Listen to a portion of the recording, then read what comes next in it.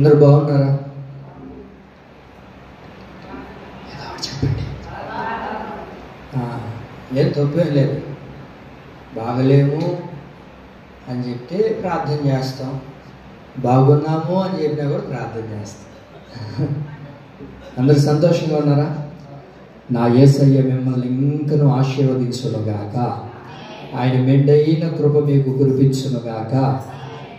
మిమ్మల్ని, మీ పిల్లల్ని, మీ కుటుంబాన్ని నా యేసయ్య హృదయపూర్వకంగా మెండుగా ఆశీర్వదించునుగాక. ఆమేన్. చాలా సంతోషం.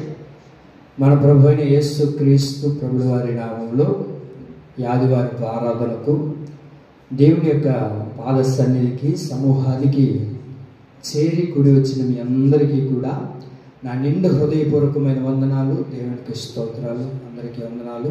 చాలా సంతోషం.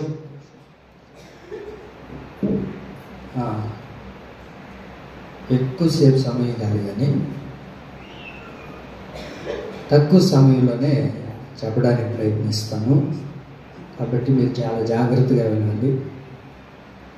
మన దైనందిన ఈ జీవితాల్లో, మన జీవితంలో కలుగుతున్న అనేక ఇబ్బందులను బట్టి కానీ, అనేక శోధనలు బట్టి కానీ, ఎదురవుతున్న అనేకమైన పర్యాయాల్లో ఇలా మనం మాట్లాడుకుంటూ ఉంటాం. ఏంటోనండి, ఎన్నిసార్లు నేను ప్రార్థన చేస్తున్నా, ఎంతగా దేవుడి సన్నిధిలో మొరపెడుతున్నా నా జీవితంలో ఒక మార్పు జరగట్లేదే. ఓ చిన్న మార్పునే కదా నేను దేవుడి దగ్గర కోరుకుంటున్నాను, ఈ మార్పు ఎందుకని నా జీవితంలో కలగట్లేదు అని ఎన్నో దినాలుగా మనం ఆలోచిస్తున్న ఆలోచన ఇది. ఏమని ఆలోచిస్తున్నాం? నా భర్త మారాలని, ఈ మార్పు కొరకు ఎన్నో సంవత్సరాలుగా, గత 10-12 సంవత్సరాలుగా ఎదురు చూస్తున్నానే, నా భర్త మారట్లేదే. ఎన్నో సంవత్సరాలుగా నా కుటుంబంలో ఈ కార్యం జరగాలని, ఈ మార్పు కోసం నేను ఎదురు చూస్తున్నానే, ఈ మార్పు జరగట్లేదే అని ఏదో ఒక మార్పు కొరకు ప్రతి మానవుడు దేవుని సన్నిధిలో తహతహలాడుతూ ఉంటాడు. అయితే మన దేవుడు ఎవరయ్యా అంటే మార్పు చేయగలిగిన దేవుడు. ఆమేన్. మనుషులు ఏం మార్పు చేస్తారో చెప్పండి? మనుషులు ఏం మార్పు చేయలేరా? మనుషులన్నీ మార్పు చేస్తారు. ఈ రోజులో టెక్నాలజీ అంతగా పెరిగింది. మనిషిని ఏమండి, ఆడవాళ్ళని మగవాళ్ళుగా చేస్తున్నారు, మగవాళ్ళని ఆడవాళ్ళుగా చేసే రోజులు, ముసలోళ్ళని యవనస్తులుగా చేసే రోజుల్లో బ్రతుకుతున్నాం. అంతేనా కదండి? ముసలోళ్ళు సెల్ఫీ తీసి పంపించండి అంటే సెల్ఫీ తీసి పంపిస్తే ఎట్టుంటారు? యవనస్తులు లాగుంటారు. డైరెక్ట్గా పోయి గెలిస్తే ఏమవుతుంది? ఇంచుమించు ఆయన వస్తే అప్పటికే 30, ఊరు బొమ్మంటుంది, కాడి రమ్మంటుంది అనే వయసులో ఉంటాడు ఆయన. చూసారా? మనిషి అన్ని మార్పు చేస్తున్నాడు. మీరు వింటున్నారా? మనిషి అన్నిటినీ మార్పు చేస్తాడు, అన్నిటినీ మార్చేస్తాడు. ఒక మొబైల్ ఉంది, ఐఫోన్ మొబైల్ ఇంచుమించుగా 1,50,000. ఐఫోన్ మొబైల్ ఎంత? 1,50,000. అదే ఐఫోన్ మొబైల్ 1,50,000 రూపాయలు పెట్టి కొనలేని వాళ్ళు కూడా ఉంటారు. వాళ్ళకి 5,000 రూపాయలు కూడా ఇస్తారు. ఎక్కడిస్తారయ్యా అని నన్ను అడగబాకండి, మెడ్రాస్కి వెళ్తే ఇస్తారు. ఏడో మీరు ఇంకా కనుక్కొని పోండి. అచ్చం ఎట్లుంటుందంటే ఐఫోన్ లాగే ఉంటుంది. ఏమన్నా అచ్చం ఐఫోన్ లాగే ఉంటుంది, ఇంకా గుర్తుపట్టలేము. దాని యాప్స్ కానీ, దాన్ని రీడింగ్ కానీ అన్నీ అట్లాగే ఉంటాయి. అయితే నేను ఎందుకు ఈ మాటలు చెప్తున్నానంటే, మానవుడు అన్నిటినీ మార్పు చేస్తాడే కానీ మార్పు చేయలేనిది కూడా ఉంది. అది ఏంటయ్యా అంటే వాడి మనస్తత్వాన్ని మార్చలేడు. మనిషిని మనిషిగా మార్చగలిగిన వాటిని మనం ఆరాధిస్తూ ఉన్నాము. ఆమేన్. మనిషిని మనిషిగా మార్చగలిగిన దేవుడిని మనం ఆరాధిస్తూ ఉన్నాం. కనుక ఈ దేవుడి దగ్గరికి వచ్చిన మనం, ఈ దేవుని ఆరాధిస్తున్న మనం, ఈ మహనీయుని ఆరాధిస్తున్న మనం, ఏ మార్పు కొరకు మనం దేవుని సన్నిధికి ఈ దినాన వచ్చామో ఆ దేవుడు ఎవరయ్యా అనంటే, దానియేలు గ్రంథం 2వ అధ్యాయం 21వ వాక్యాన్ని మనం చూడగలిగితే, ఆ మహోన్నతుడైన దేవుడి గురించి బహు చక్కటి మాట దానియేలు అంటారు. చదువుతారా? దానియేలు గ్రంథం 2వ అధ్యాయము 21వ వాక్యాన్ని మనం చూడగలిగితే, ఆయన కాలములను సమయములను మార్చువాడై ఉన్నాడు. చాలండి. దానియేలు బహు చక్కటి మాట దేవుని గురించి అంటాడు. దేవుడు ఎవరో తెలుసా? కాలములను సమయములను మార్చేవాడు. ఇందాక చెప్పుకున్నాం కదా, భూ ప్రపంచంలో మానవుడు ప్రతిదాన్ని మార్చేయగలుగుతున్నాడు, ప్రతిదాన్ని చేయగలుగుతున్నాడు. కానీ భూ ప్రపంచంలో మానవుడు మార్చలేనిది ఏదైనా ఉన్నది అని అంటే, ఒకటి పాపికి రక్షణ ఇవ్వలేడు, మరొకటి ఏంటో తెలుసా అండి, కాలాలు సమయాల్ని మార్చలేడు. మార్చగలుగుతాడా మానవుడు? అయ్యో నేను చిన్నప్పుడు బాగున్నాను, ఇప్పుడు నాకు చిన్నప్పుడు జీవితం కావాలి, నాకు ఆ బాల్య జీవితం కావాలి అని అనుకుంటే మనకు వస్తుందా? టైం మిషన్లో పోదామా? ఏ మిషన్లో పోయినా అది రాదు, వస్తుందా?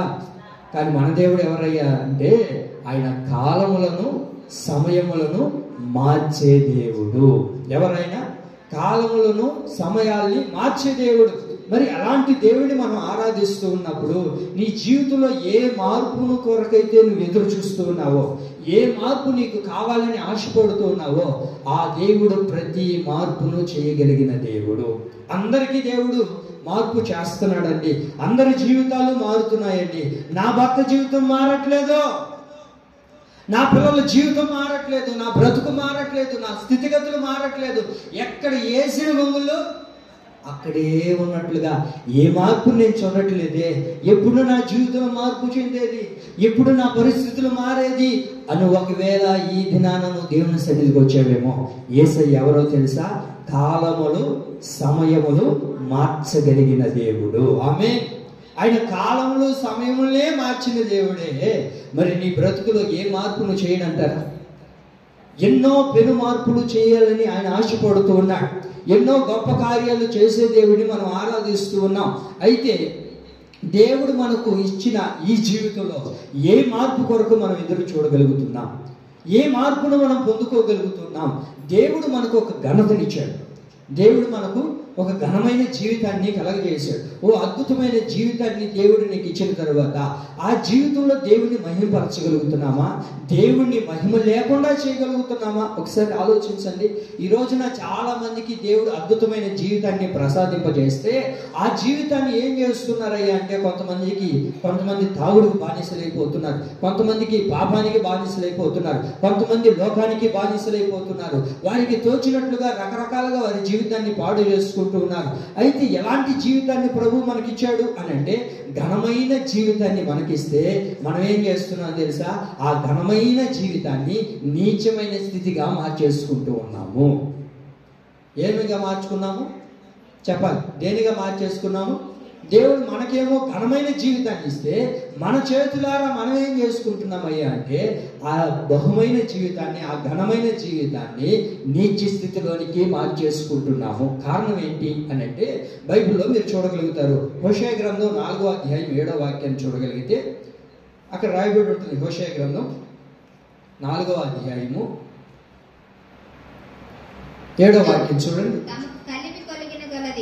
తమకు కలిమి కలిగిన కొలది వారు నా యెడల అధిక పాపము చేసిరి కనుక వారి ఘనతను నీచ స్థితికి మార్చుదును. దేవుడు మనకేం జీవితాన్ని కలగజేశాడు? ఘనమైన జీవితాన్ని కలగజేశాడు.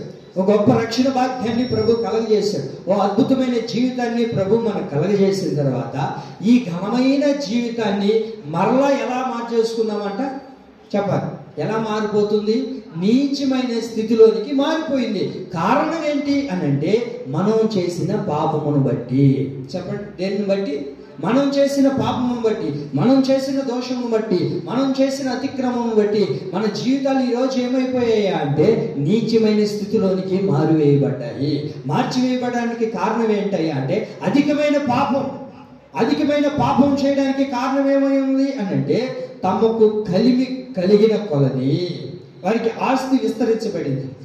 డబ్బు విస్తరించబడడం ద్వారా ఇప్పుడు నేనే తప్పు చేస్తే ఎవరు నన్ను ఏం అడుగుతారు? ఇప్పుడు నేను ఏ తప్పు చేసినా నన్ను అడిగేవాడే లేడు. ఎందుకయ్యా అని అంటే, ఈ ఊర్లో నా వంటి వాడు మరొకడు లేడు. నీకు డబ్బు ఉంటే సరిపోతుంది, ఏదైనా చేయాలనుకుంటావా? డబ్బు ఉంటే ఏదైనా చేయగలలే, ఏదైనా చెయ్యొచ్చులే, ఏదైనా మాట్లాడొచ్చులే అని అనుకుంటే పొరపాటు. అదేం చేస్తుంది అంటే నీ జీవితాన్ని నీచ స్థితిలోనికి తీసుకుని వెళ్ళిపోతుంది. మన జీవితాన్ని పాడు చేసేటట్లుగా మారుస్తుంది. కారణం ఏంటి అంటే కలిగిన కొలది. వారికి ధనము కలిగిన కొలది వాళ్ళు ఏమయ్యారు అని అంటే ఏమంటే ఘనతను పోగొట్టుకొని ఒక నీచ స్థితిలోనికి వెళ్ళిపోయారు. నేనేం చేస్తే ఎవరు అడుగుతారు, నేను ఏది మాట్లాడితే నన్ను ఎవరు అడిగేది? కారణం ఏంటయ్యా అంటే ఆ ఊరిలోకే వాళ్ళంతటి ఘనమైన స్థితిలో ఉన్నారు. మేము డబ్బు కలిగిన వారిమి, మేము పేరు కలిగిన వారిమి, మేము ఘనతలు కలిగిన వారిమి అని అనుకుంటే పొరపాటు అండి. వాక్యం ఏముంటుందో తెలుసా అండి, వారి ఘనతలో నుంచి వారిని ఏం చేస్తాడంటే దేవుడు నీచమైన స్థితిలోనికి దేవుడు తీసుకుని వెళ్ళిపోతాడంట. మా నాన్న ఎవరో తెలుసా? మా నాన్న అంటే మా నాన్న గురించి కాదు. మా నాన్న ఎవరో తెలుసా? ఈ దేశానికే రారాజు, ఈ దేశానికే రాజు. నేనే చేయగలుగుతాను. సరే చేసుకో, ఏం చేస్తావయ్యా, ఏం చేస్తావు నీవు అని అంటే నా మనసుకు తోచింది నేను చేస్తాను, నేను ఏది ఆలోచిస్తే అది చేస్తాను. ఎందుకు చేస్తావు అని అంటే నేను ఎవరో తెలుసా? నేను రాజకుమారుడిని. నేనెవరు? ఓ రాజకుమారుడు. అయ్యా రాజకుమారుడివే కావచ్చు, కాదనట్లేదు, కానీ నీకన్నా కొన్ని పరిమితులు ఉంటాయి, నీకన్నీ కొన్ని సరిహద్దులు ఉంటాయి, అవన్నీ నాకు పనికిరావు అని చెప్పి ఏం చేశాడు తెలుసండి, తన కుటుంబంలో ఉండే తన తల్లితోనే పాపం చేసి ఆ పాపం ద్వారా ఏమైపోయాడయ్యా అంటే ఘనత పొందాల్సిన వాడు, రాజసింహాసనాన్ని పొందాల్సిన వాడు, రాజు తర్వాత రాజ అధిష్టాన్ని చూడవలసిన వాడు, ఏమిటి ప్రజల్ని పరిపాలించవలసిన వాడు ఒక నీచమైన పాప కార్యాన్ని బట్టి ఈ రోజున తన జీవితం ఎలా మారిపోయింది అని అంటే ఏమండి తమ్ముడు చేతిలోనే చచ్చిపోయే స్థితిలోనికి, ఒక నీచమైన స్థితిలోనికి వెళ్ళగలిగాడు. అతని పేరు ఏంటి చెప్పండి? అమ్నోను. నీవు ఎవరయ్యా అని అంటే తను ఎవరో తెలుసండి, ఒక రాజకుమారుడు. ఓ రాజకుమారుడు ఏమైపోయాడయ్యా ఈ రోజున అని అంటే అయ్యా సొంత తమ్ముడు చేతిలోనే చచ్చిపోయే స్థితిలోనికి మార్చబడ్డాడయ్యా. సొంత తమ్ముడు చేతిలోనే చచ్చిన స్థితిలోనికి వెళ్ళిపోయాడయ్యా. కారణం ఏంటి అని అంటే ఏంటో తెలుసా అండి, నాకేమి లేదు, నేను రాజు కొడుకుని కదా, నన్ను ఎవడు అడుగుతాడు, నేను ఏం చేస్తే ఏమైందిలే అని అనుకుంటే పొరపాటు అండి. తన ఘనతను దేవుడు ఏం చేశాడంట, నీచ స్థితిలోనికి మార్చేశాడు, నీచమైన స్థితిలోనికి వెళ్ళిపోయాడు. ఎందుకు అలా మార్చబడిపోయిందంటే తాను చేసిన పాపము అతన్ని ఏం చేసింది, ఒక నీచ స్థితిలోనికి తీసుకుని వెళ్ళిపోయింది. నువ్వు అనుకోవచ్చు నేను పాపం చేస్తే ఎవరికి తెలియదులే, ఈ 4 గోడల మధ్యలే కదా, ఏమగా నేను సీరియల్ చూసేది ఎవరికి తెలియదులే, లేకపోతే నేను బూతులు మాట్లాడేది ఎవరికి తెలియదులే అని అనుకోవచ్చు నీవు. కానీ ఆకాశమందున్న దేవుడు ఒకడున్నారు, ఆయన చూస్తూనే ఉంటాడు. చూసిన దేవుడు ఊరకనే ఉంటాడంటే నీ ఘనతను మార్చి నీచమైన స్థితిలోనికి వెళ్ళిపోయేటట్లుగా మన జీవితాలు ఈరోజు మారిపోతున్నాయి. కారణం ఏంటో తెలుసండి, మనం చేసిన పాపమును బట్టి, మనం చేసిన అతిక్రమంలే మన జీవితాన్ని ఈ రోజున తారుమారుగా మార్చేస్తూ ఉన్నాయి. ఓ మంచి ఉద్యోగం చేస్తూ ఏంటి ఓ గవర్నమెంట్ జాబ్ చేస్తున్న అనేక మంది ఈ రోజున తాగుడుకు అలవాటు అయిపోయి ఏంటి తాగుడుకు బానిసలు అయిపోయి ఈ మధ్య వార్తల్లో మనం చూస్తూ ఉన్నాం. ఒక టీచరు నిండుగా తాగేసి వచ్చి స్కూల్కి వచ్చి ఏం చేశాడు తెలుసా, ఒక చిన్న పాప మీద అఘాయిత్యం చేసి తన జీవితాన్నే పాడు చేసుకున్నారు. ఎవరయ్యా ఈయనంటే ఓ మంచి టీచర్, ఓ మంచి గురువు. అలా నీచమైన స్థితిలోనికి వెళ్ళిపోవడానికి కారణం ఏంటంటే తన పాపపు ఆలోచనలు. ఆ పాపపు ఆలోచనలు అతన్ని నీచ స్థితిలోనికి తీసుకుని వెళ్ళిపోయాయి. ఈ రోజున మనల్ని దేవుడు ఘనంగా ఉంచాలని అనుకుంటూ ఉంటే మనం చేస్తున్న పాపమును బట్టి ఏమైపోతున్నాయి అంటే ఘనపరచబడాల్సిన మనము నీచ స్థితిలోనికి వెళ్ళిపోతూ ఉన్నాము, నీచమైన వారిగా మార్చబడిపోతున్నామే. ఎవరితో అయినా తుస్కారంగా ఒక బూతు మాటలు మాట్లాడితే ఏమంటారు మనల్ని? చెప్పండి మా, ఒక బూతు మాటలు మాట్లాడావు, దేవుని నమ్ముకున్న బిడ్డవి, అనకూడని మాట ఒకటి అన్నావు, ఇప్పుడు వరకు చేసిన ఘనత అంతా ఏమైపోతుంది చెప్పండి? ఏమైపోతుంది? ఎన్నో మంచి కార్యాలు చేయొచ్చు, ఊర్లో అందరికీ చీరలు పనిచేసేది ఏమండి, అప్పులంతా తీర్చేసి, వింటున్నారన్న మాటలు, ఊర్లో ఉన్న వాళ్ళందరికీ చీరలు పంచండి, రేపు వెళ్ళి ఎట్టవుడు చేసి అప్పు చేసి పనిచేసి ఓ 4 రోజుల తర్వాత అన్నదానం చేయండి, అందరికి అన్నం పెట్టండి. ఆ నెల తిరిగిన తర్వాత ఏమండి, నెల తిరిగిన తర్వాత బాగా తాగేసి ఎవడి మీద కంటే వాళ్ళ మీద గొడవ పోతే అబ్బా మా అన్న మంచాడా అంటారా? ఏమంటారు? ఈడంటే దుర్మార్గుడు లేడయ్యా, ఈడంటే కాలాత్ముడు లేడయ్యా అంటారా లేదండి? కారణం ఏంటి? ఇదివరకు మంచి పనులు చేసావుగా, ఇదివరకు ఘనతను పొందేవుగా, ఎవరైతే చర్యలు తీసుకొని ఎవరైతే నిన్ను పొగిడారో, ఎవరైతే నిన్ను గణపరిచారో, ఈ రోజున అదే మనుషులు నువ్వు చావును కోరుకుంటున్నారు అంటే అది నీ పాపమును బట్టే కదా. ఏంటి, మన పాపమును బట్టి దేవుడు మనల్ని ఏం చేస్తున్నాడో తెలుసా? నీచమైన స్థితిలోనికి మార్చేస్తున్నాడు. నా దేవుని ప్రియులారా, దేవుడు నిన్ను ఘనంగా ఉంచాలనుకుంటున్నాడే కానీ నీచమైన స్థితిలోనికి వెళ్ళిపోయే వారిగా ఉండాలని దేవుడు కోరుకునేవాడు కాదండి. అయితే మనం ఏం చేయాలో తెలుసా? నీచమైన స్థితిలోనికి వెళ్ళిపోకూడదు. దేవుడు ఇంకేం మార్పు చేశాడు నన్ను? దేవుడి దగ్గరకు వస్తుంటే, దేవుడిని ఆరాధిస్తుంటే నా బ్రతుకులో ఏం మార్పు చేయట్లేదే, నా పేద స్థితిలోనే ఉన్నానే, నేను ఎలాంటి బ్రతుకులోనే ఉన్నానే, ఇంకెప్పుడు నాకు మార్పు చేసేది అని అంటే జ్ఞాని అయిన సొలొమోను ప్రార్థన చేస్తాడండి. ఈ ప్రార్థన మనం అందరం ప్రతిదినం చేసుకుందాము గాక. ఏమని ప్రార్థన చేస్తుందో చెప్పనా? సామెతల గ్రంథం 30వ అధ్యాయము 8-9 వాక్యాలు చూడండి. బహు చక్కగా ప్రార్థన చేస్తాడు. మనం అక్కడ చూడగలుగుతాం భక్తుడు. సామెతల గ్రంథం 30వ అధ్యాయము 8-9 వాక్యాలు చదవండమ్మా. నాకు దూరముగా ఉంచుము, పేదరికమునైనను ఐశ్వర్యమునైనను నాకు దయచేయకుము, తగినంత ఆహారం నాకు అనుగ్రహింపుము.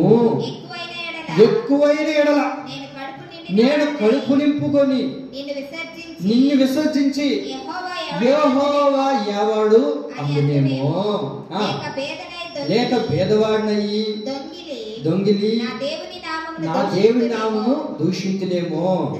చాలు. ఇప్పుడు నా వైపు చాలా చూడండి, వింటున్నారా? ఇక్కడ ఒక చక్కటి ప్రార్థన చేస్తాడు భక్తుడు. ఏమని ప్రార్థన చేస్తున్నాడో తెలుసా? అయ్యా, పేదరికమునైనను ఐశ్వర్యమునైనను నాకు దయచేయకుము. ఏమని ప్రార్థన చేస్తున్నాడు చెప్పండి? మొదటిగా చెప్పండి.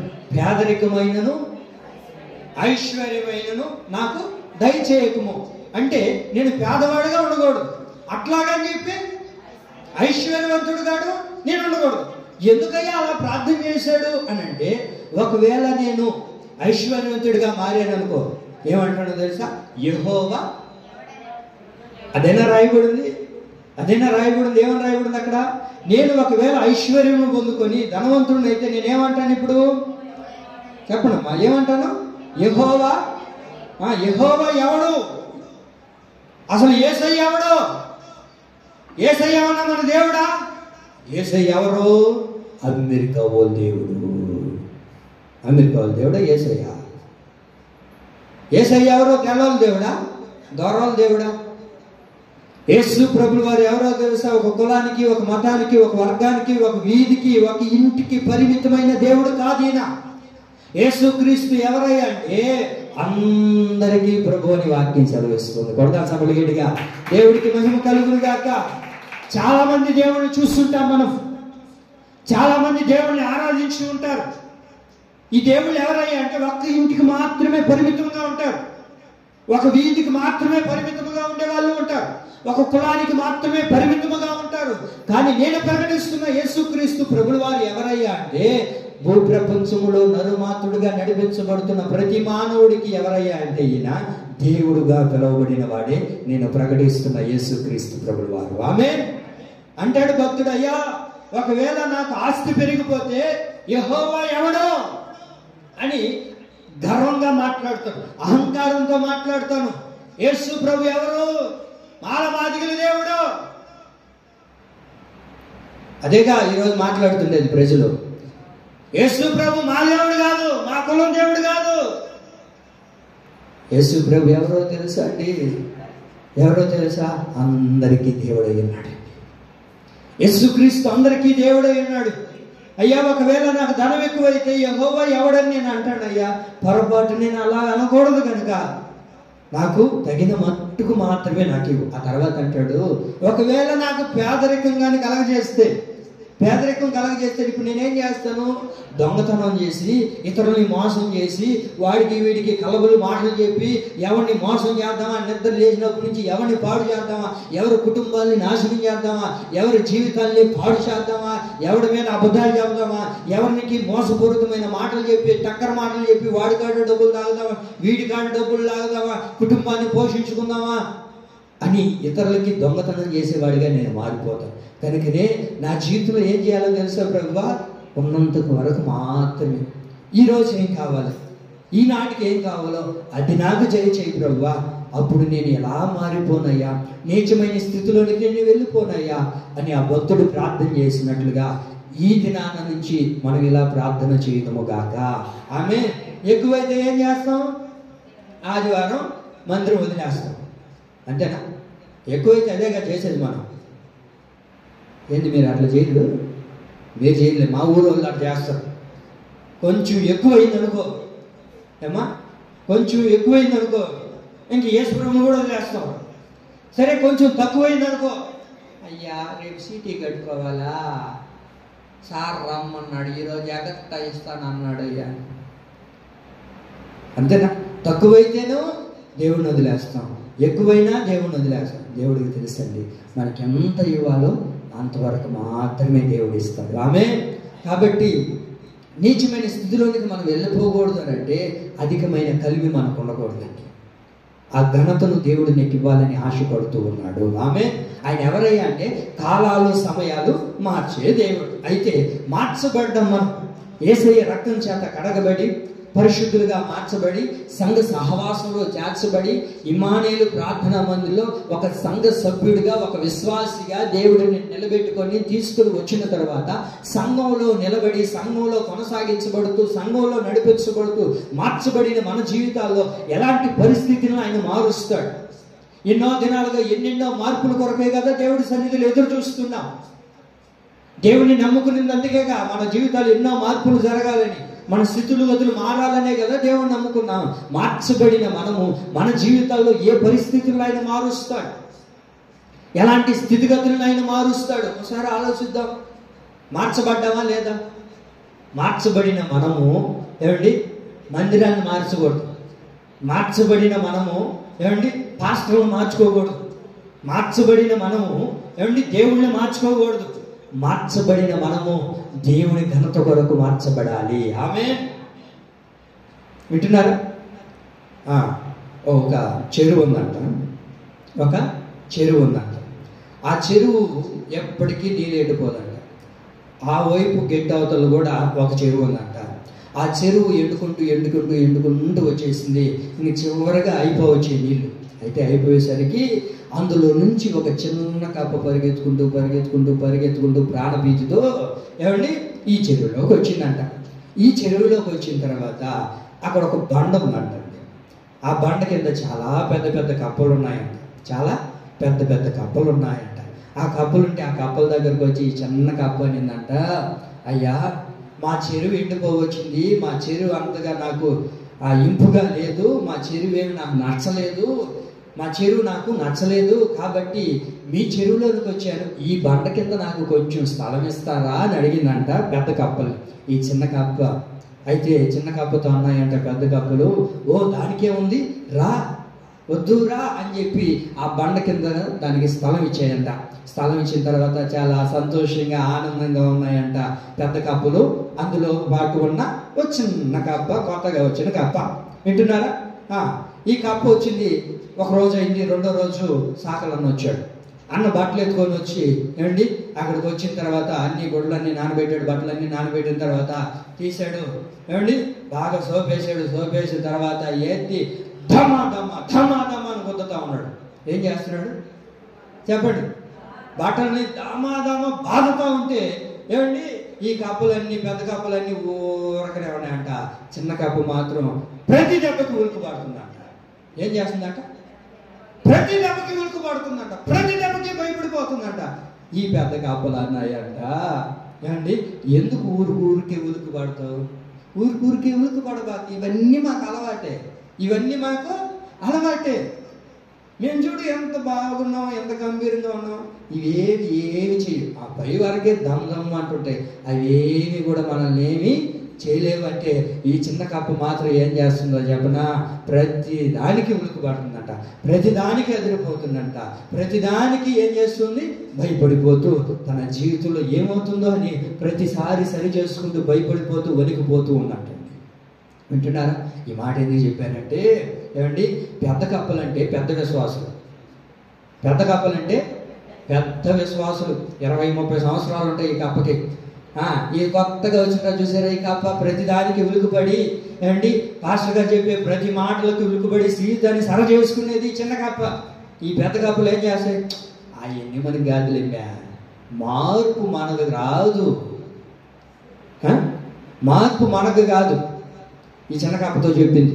మీకు అర్థమైందా నా మాటలు?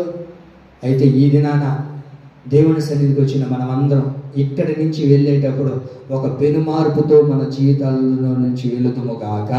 ఆమేన్. ఒక పెను మార్పును ప్రభు మనకు కలుగ చేయను గాక.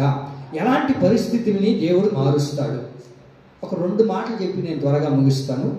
మొదటి మాట 30వ కీర్తన 11వ వాక్యం. 30వ కీర్తన 11వ వాక్యాన్ని చదువుకున్నట్లయితే, నా ప్రాణమా మౌనంగా ఉండక నిన్ను కీర్తించినట్లు నా అంగలార్పును నీవు నాట్యముగా మార్చి ఉన్నావు. చాలండి. మొదటిగా ఎలాంటి పరిస్థితులు ప్రభు మారుస్తాడయ్యా అని అంటే, మొదటిగా ఇక్కడ మనం చదువుకున్నాం, అంగలార్పును నాట్యముగా మార్చే దేవుడు. ఆమేన్. ఆయన ఎవరయ్యా అంటే కాలాలు సమయాల్ని మార్చిన దేవుడు. ఈ దినాన ఎలాంటి పరిస్థితులు మన జీవితంలో మార్చబోతున్నాడయ్యా అంటే అంగలార్పును నాట్యముగా మార్చే దేవుడు. చెప్పండి, దేన్ని మారుస్తాడు ఆయన? అంగలార్పును నాట్యముగా మార్చే దేవుడు. అంటే ఎవరైతే దుఃఖపడుతున్నారో, ఎవరైతే ఏడుస్తున్నారో, ఎవరైతే భయపడుతున్నారో, ఏ పరిస్థితిని చూసి నువ్వు భయపడిపోతున్నావో, ఏ పరిస్థితిని చూసి కన్నీరు కారుస్తున్నావో, ఏ పరిస్థితిని చూసి దుఃఖపడుతున్నావో, అది మారట్లేదని ఇంకా దిగులు చెందుతూ, ఇంకా బాధపడుతూ, ఇంకా వేసారిపోయి కృంగిపోయి నలిగిపోతున్నావేమో, ఈ ఆరాధనలో ప్రభు మనతో చెప్తున్న మాట ఏంటో తెలుసా? అంగలార్పును దేవుడు ఏం చేయబోతున్నాడంట? చెప్పండి, ఏం చేయబోతున్నాడు? నాట్యముగా చేసే దేవుడు ఆయన. అంగలార్పును నాట్యంగా మార్చాలని దేవుడు ఆశపడుతూ ఉన్నాడు. అంగలార్పు అని అంటే దుఃఖపడడం, ఏమండి? అంగలార్పు అని అంటే రోధించడం, అంగలార్పు అంటే కన్నీళ్లు కార్చడం. ఇందాక మనం విన్నాం కదా వాక్యం, ఏమన్నాయి? కన్నీళ్లు కార్చండి, కన్నీరు విడవండి అని దైవ సేవకులు మనతో చెప్పారు. కన్నీరు కార్చిన తర్వాత ఊరకనే వెళ్ళిపోతాడా ఆయన? చెప్పండి, ఊరకనే వెళ్ళిపోతాడా? నువ్వు ఏడొస్తుంటే నీ పక్కన కూర్చొని ఏడు ఎంత ఏడొస్తావో అంత బాధపడుతుంది ఏడు. నిజమేనంటావాక? నేను కూడా చాలాసార్లు అట్లా ఏడిచిన. ఏడు. ఈ దేవుడు ఎవరో తెలుసా? నీ ఏడుపును చూసి వెళ్ళిపోయే దేవుడు కాదండి, నీ ఏడుపును నాట్యముగా మార్చే దేవుడు. ఆమేన్. నీ ఏడుపును, నీ అంగలార్పును, నీ దుఃఖమును నాట్యంగా మార్చే దేవుడు. అయ్యా ఇంకెన్ని నాళ్ళయ్యా ఏడవాలి, ఇంకెన్నాళ్ళయ్యా కన్నీళ్లు కారవాలి. నేను నా బిడ్డలు కన్నీళ్లు కారుస్తున్నాం, నేను నా బిడ్డలు కన్నీటికి బానిసలైపోయాం. అంగలారుస్తున్న ఎవరు మా జీవితాన్ని చూడట్లేదు. ఇంకెప్పుడు నా జీవితంలో దేవుడు నాట్యంగా మార్చేది? 10-15 సంవత్సరాలు 20 సంవత్సరాలుగా దేవుడు నమ్ముకొని ఉన్నాను. నా చిన్ననాటి నుంచి దేవుడి సన్నిధికి వస్తున్నానే, నా అంగలార్పు నాట్యంగా మార్చబడలేదే అని ఒకవేళ నీవు అనుకుంటూ ఉన్నట్లయితే దేవుని యొక్క వాక్యం ఏమంటుందో తెలుసా అండి? పేతురు రాసిన మొదటి పత్రిక 1వ అధ్యాయము 6వ వాక్యాన్ని మనం చదవగలిగితే బహు చక్కటి మాట అక్కడ భక్తుడు అంటారు. చూడండి, పేతురు రాసిన మొదటి పత్రిక 1వ అధ్యాయం 6వ వాక్యం చదవండి. మీరు మిక్కిలి ఆనందించుచున్నారు గాని అవసరమును బట్టి నానా విధములైన శోధనల చేత ప్రస్తుతమున్న కొంచెము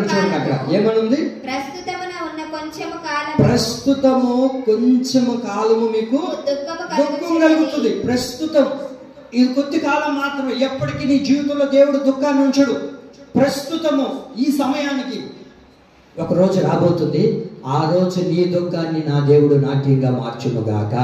నువ్వు దుఃఖపడొద్దు, నువ్వు కన్నీరు కార్చొద్దు. ఏ పరిస్థితిని చూసి నువ్వు కన్నీరు కారుస్తున్నావో, ఏ పరిస్థితిని చూసి నీవు దుఃఖపడుతున్నావో, నా బిడ్డలు మారట్లేదయ్యా, నా పరిస్థితి లాగా అయిపోయింది, ఎక్కడ చూసినా కోట్లు ఇరుక్కుపోయి ఉన్నాను, కుటుంబ పరిస్థితులు మారట్లేదు, కొడుకేమో తాగుబోతైపోయాడు, భర్త ఏమో చెప్పిన మాట వినట్లేదు, నాకేం అర్థం కావట్లేదు, ఇప్పుడు నాకు ఎలా ఉందయ్యా అంటే మరణంకి వెళ్ళిపోవాలని ఆశపడుతున్నానయ్యా. ఈ బ్రతికెందుకు? చస్తే బాగున్నాం, నేను ప్రార్థన చేసుకుంటుంటే దేవుడు ఎందుకో ఈ మాటలు నా హృదయంలో ఉంచాడు. నాకు చాలా దుఃఖం వేస్తుంది ఏంటంటే, ప్రభువా, మా అయ్యవారిపల్లిలో ఒక సంఘాన్ని ఇచ్చావు, ఒక్క కుటుంబాన్ని అయినా చేతబట్టి, ఇదిగో ప్రభువా ఈ కుటుంబం ఇలాంటి అద్భుతమైన జీవితంలో ఉంది ప్రభువా అని చెప్పడానికి లేకుండా పోతుంది. ఏ కుటుంబం బాగుంది ప్రభువా, ఒక్క కుటుంబాన్ని చూపించు. నేను ప్రార్థన చేసేటప్పుడు దేవుని అడుగుతూ ఉన్నా, ప్రభు ఒక్క కుటుంబం చెప్పు ప్రభువా, ఒక్క కుటుంబం. ఇక్కడి నుంచి మొదలు పెడితే ఏ కుటుంబంలో కూడా సమాధానం లేదు, ఏ కుటుంబంలో కూడా అద్భుతాలు జరగట్లేదు, ఏ కుటుంబంలో కూడా ఆనందం లేదు. ఏ కుటుంబాన్ని ఎత్తుకొని చూసినా, ఏ కుటుంబంలోనికి వెళ్ళి ఆ కుటుంబ లోతుల్లోనికి వెళ్ళిపోతే ఆ కుటుంబ పరిస్థితులు చూడగలిగితే ఏదో ఒక సమస్య ఏలుబడి చేస్తుంది. ఒక కుటుంబానికి వెళ్తేనేమో భర్త మారట్లేదంట, ఓ కుటుంబానికి వెళ్తేనేమో వ్యాధులు అంటూ ఉన్నారు, ఓ కుటుంబానికి వెళ్తేనేమో అప్పుల సమస్యలు అంటున్నారు, ఓ కుటుంబానికి వెళ్తేనేమో కోర్టు సమస్యలు అంటున్నారు, ఓ కుటుంబానికి వెళ్తేనేమో పిల్లల్ని సాగలేకపోతున్నాం అంటున్నారు, ఓ కుటుంబానికి వెళ్తేనేమో గొడవలు ఇలాంటి పరిస్థితులు ఉన్నాయి. ఏ కుటుంబం బాగుందయ్యా అని దేవుడు నేను అడిగినప్పుడు దేవుడు అంటారు, ఇవి ప్రస్తుత కాలమే, ఈ దుఃఖ కాలం ప్రస్తుత కాలమే, ఇది జీవితాంతం ఉండేది కాదు. ఒక పెను మార్పును నేను వారికి కలగజేయబోతున్నాను. ఆమె నీ అంగలార్పును దేవుడు నాట్యంగా ప్రభు మారుస్తాడు. ప్రస్తుత కాలం మాత్రమే ఇది ఉండేది. నువ్వు దిగులు చెందొద్దు. నాకు తాగుబోతున్న భర్తనిచ్చాడే దేవుడికి తెలియదా? 3 బిడ్డలు దేవుడిచ్చాడు, 2 బిడ్డలు దేవుడిచ్చాడే.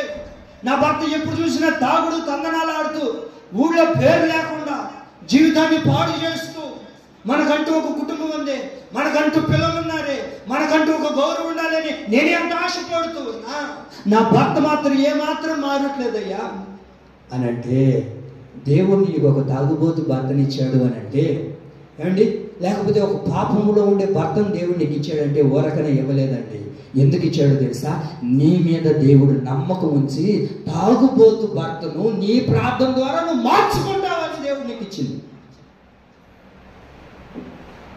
పాపంలో ఉన్న భర్తను మార్చుకుంటావని అలాంటి భర్తను దేవుడు నీకు ఇచ్చాడు. మంచోళ్ళు కలిస్తే ఇంకేముందండి భూ ప్రపంచంలో? నాకు మంచి భర్త నీకూడదంటే నువ్వు మంచిదానివనే కదమ్మా చెడ్డ భర్త నీకు ఇచ్చింది. ఎందుకు? నీ ప్రార్థన ద్వారా నీ భర్తను నువ్వు మార్చుకుంటావని, నీ ప్రార్థన జీవితం ద్వారా పాపంలో ఉన్న వాడిని నువ్వు మార్చుకుంటావని, కానీ అదే పాపంలో నువ్వు వెళ్తావని కాదు దేవుడికి ఇచ్చింది. నా భర్త పాపం చేస్తున్నాడు, నా భర్త ఇంకొక ఆమెతో ఉన్నాడు, నేను ఇంకొకడుతుంటే నాకేమి?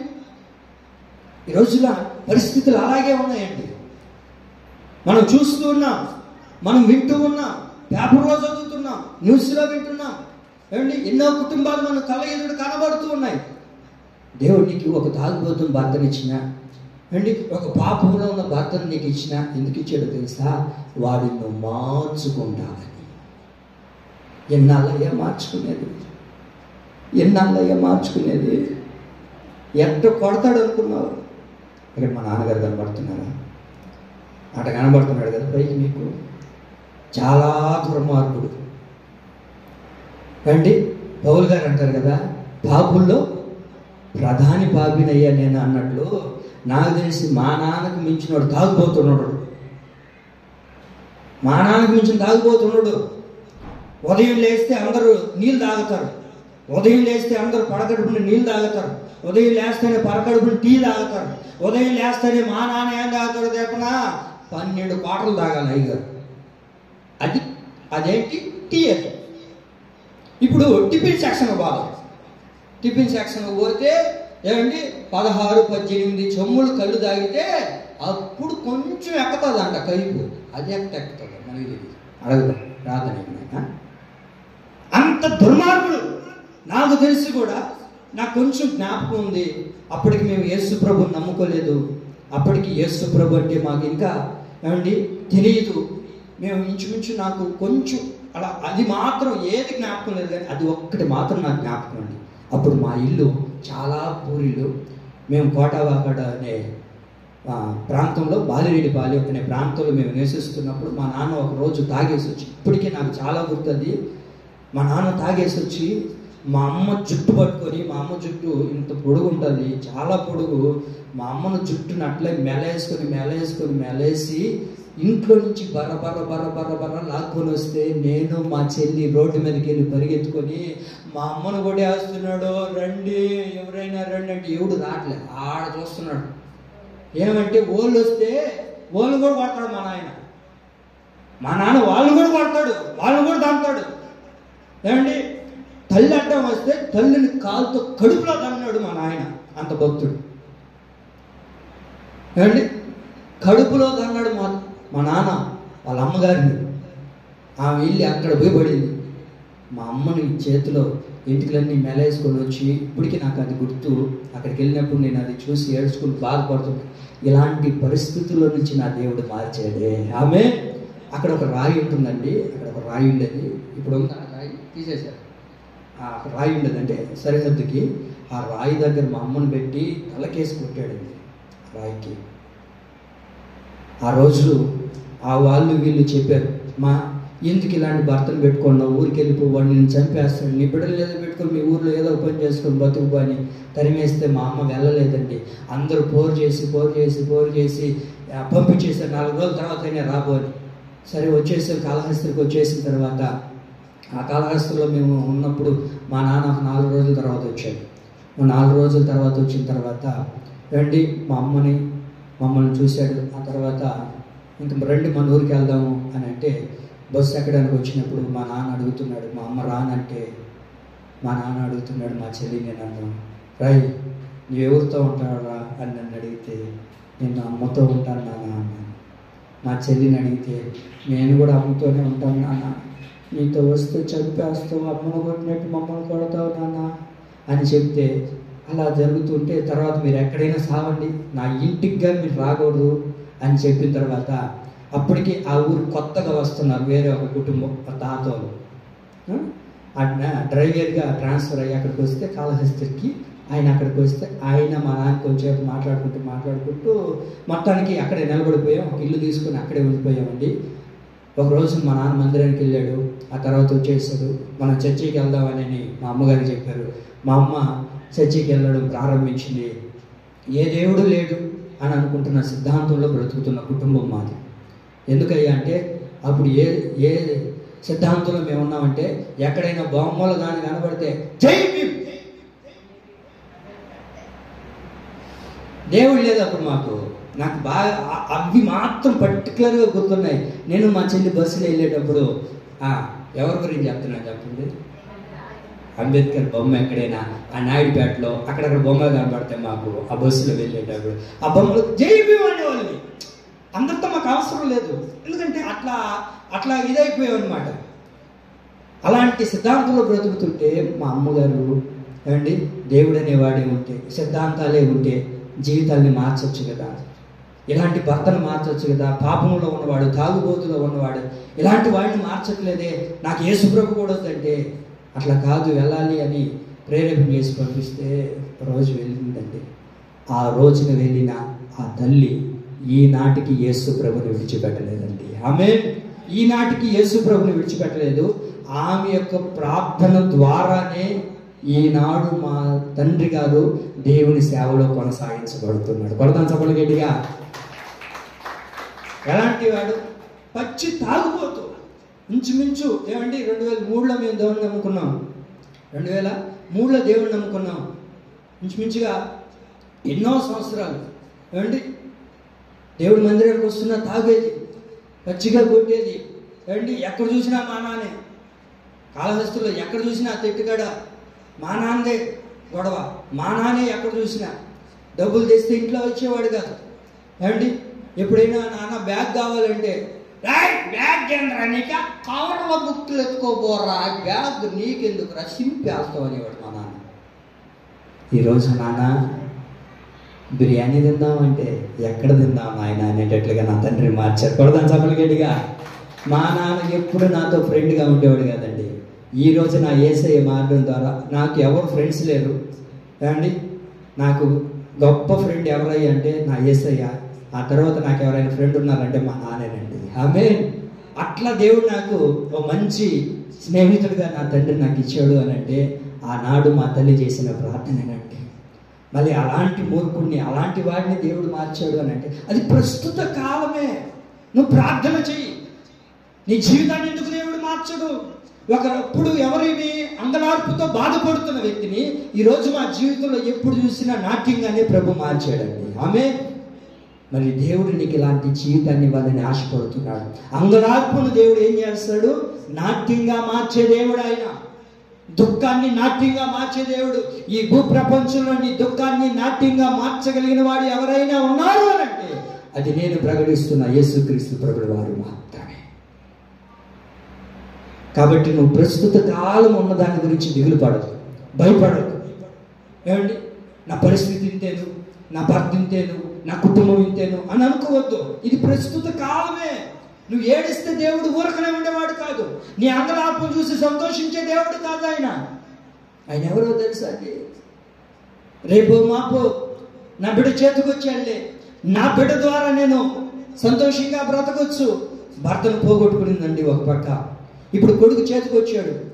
కొడుకు చేతికి వచ్చిన తర్వాత తల్లి ఏమనుకుంటుందండి?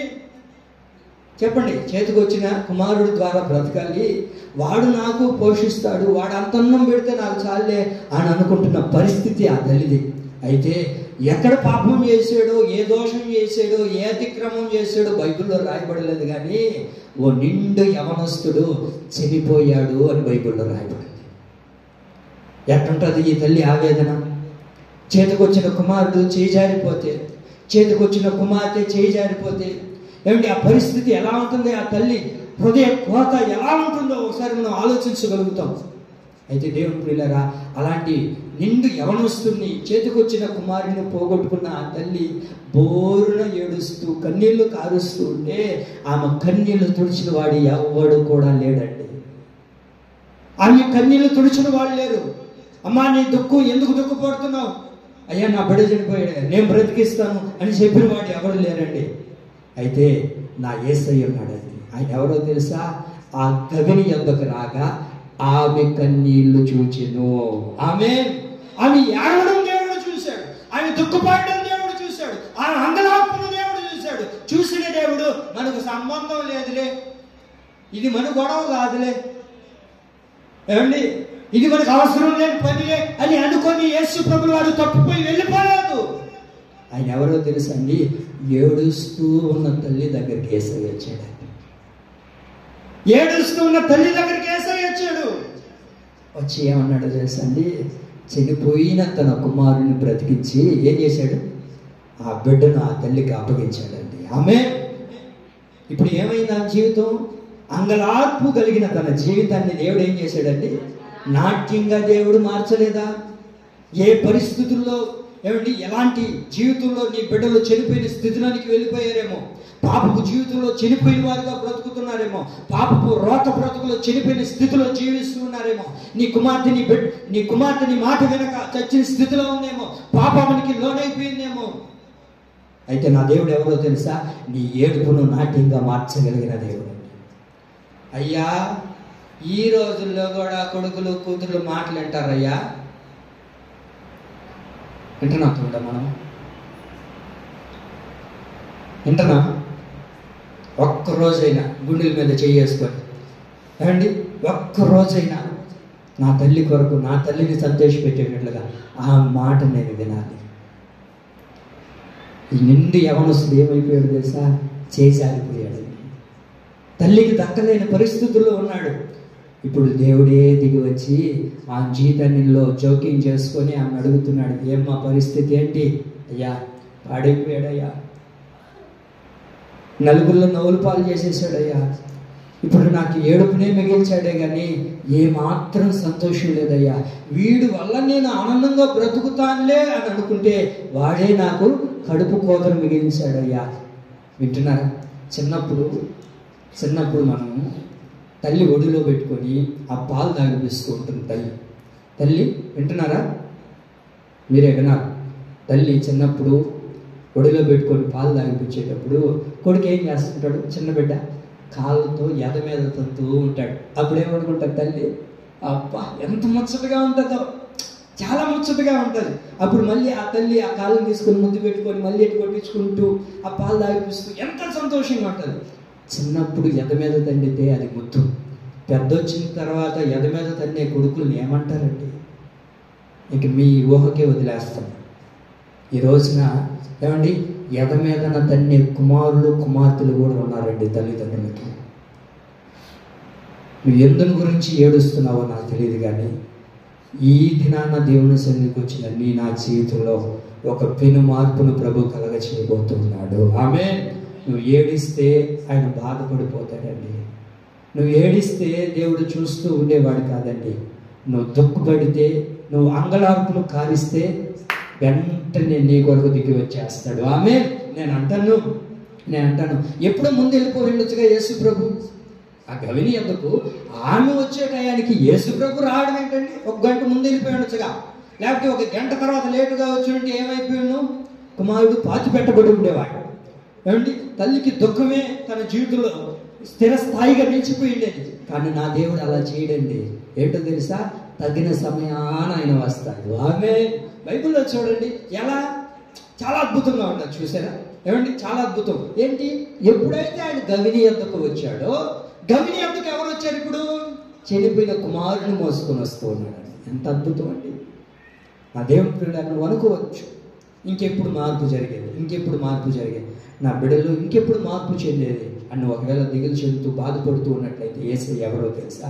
నీ ఏడుపును చూసి ఏమండి నీ కొరకు దిగి వచ్చి నీ పరిస్థితిని ఆయన మార్చునుగాక. అది నాట్యంగా ప్రభు మారుస్తాడు. మరొక అంశాన్ని గురించి నేను మీకు జ్ఞాపకం చేస్తాను. చూడండి, ఎన్నో దినాలుగా ఏమండి పిల్లలు లేక బాధపడుతున్న హన్నమ్మ గురించి మనకు బాగా తెలుసు. తన జీవితంలో ఒక్క కుమారుడు కావాలి, ఒక్క బిడ్డిస్తే చాలయ్యా, ఈ మార్పు చాలు. ఎన్నెన్నో హాస్పిటల్ తిరిగాను, ఎన్నెన్నో డాక్టర్ల దగ్గరికి వెళ్ళాను, ఎన్నెన్నో మందులు తిన్నాను, ఎన్నెన్నో ఆకులు తిన్నాను, ఎన్నెన్నో ఏర్లు, ఇంకా చెప్పండి, పసురులు, ఇంకా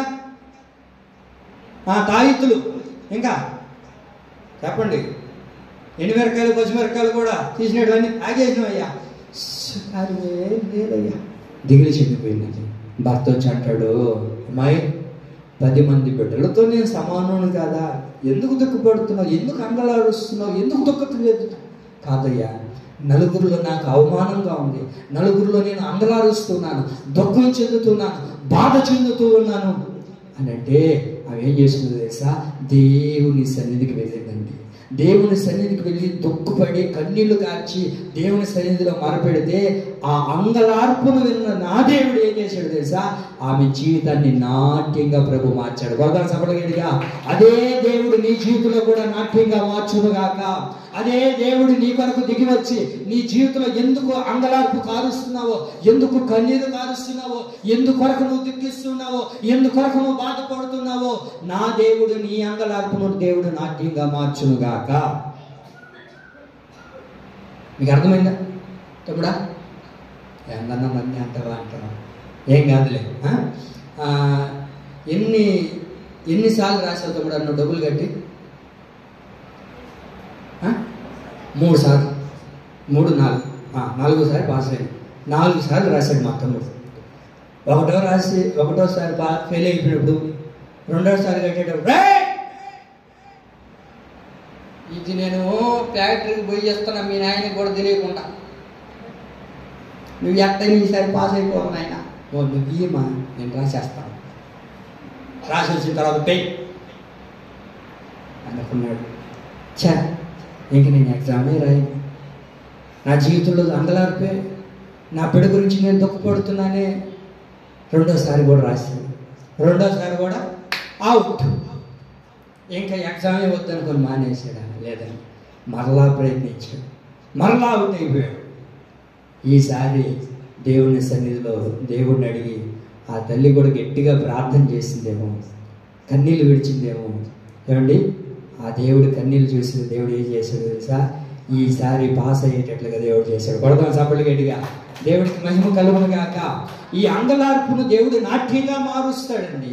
నీ అంగలార్పు ఏదో, నీ దుఃఖం ఏదో, నీ బాధ ఏదో, అది నీవు ప్రభువుకు చెప్పగలిగితే, ఇది ప్రస్తుత కాలమే ఈ దుఃఖం, ప్రస్తుత కాలమే ఈ బాధ, కొద్ది కాలం మాత్రమే నువ్వు సహించగలిగితే ఒక పెను మార్పును ప్రభు చేసి నాట్యంగా ప్రభు మార్చునుగాక. ఇంకొక మాట ఉందండి. వాస్తవానికి మనం ఎన్ని మాటలు చెప్పుకుంటాం ప్రతి ఆదివారం? 3, ముచ్చటగా 3.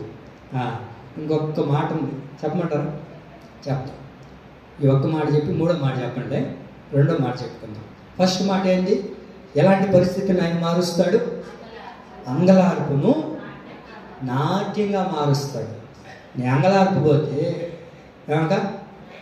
నీ దుఃఖం పోతే, నీ రోగం పోతే, ఏం లక్ష్మక నీకున్న సమస్య పోతే ఇప్పుడు ఏం చేస్తావు? నాట్యం ఆడేటట్లుగా దేవుడు చేస్తాడండి. ఆమేన్. మీ భర్తలు మారిపోయి వాళ్ళు కానీ మందిరానికి వస్తే అబ్బా ఎంత ఆనందం, ఇంకా డ్యాన్సులు వేసి దేవుడిని ఆరాధించే ఫస్ట్ స్థానంలో మీరే ఉంటారేమో. ఆమేన్. అలాంటి అద్భుతమైన కార్యాన్ని నా యేసయ్య మీ చేతిలో చేయను గాక. రెండో మాట చెప్పి నేను ముగిస్తాను. నెహెమ్యా గ్రంథం 13వ అధ్యాయం 2వ వాక్యం. నెహెమ్యా గ్రంథం 13వ అధ్యాయము 2వ వాక్యం.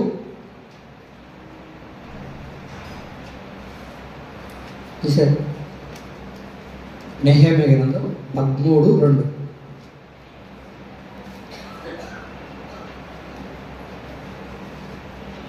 ఏమక్క దొరకలేదా?